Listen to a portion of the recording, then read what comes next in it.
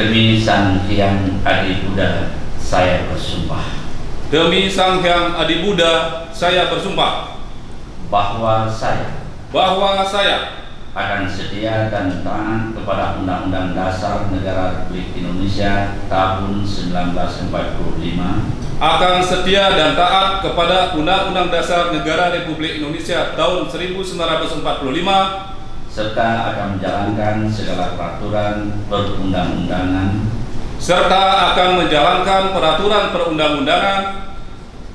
peraturan perundang-undangan, segala peraturan perundang-undangan dengan seluruh-seluruhnya, demi Dharma bakti saya kepada bangsa dan negara, bahwa saya dalam menjalankan tugas jabatan akan menjunjung etika jabatan, bekerja dengan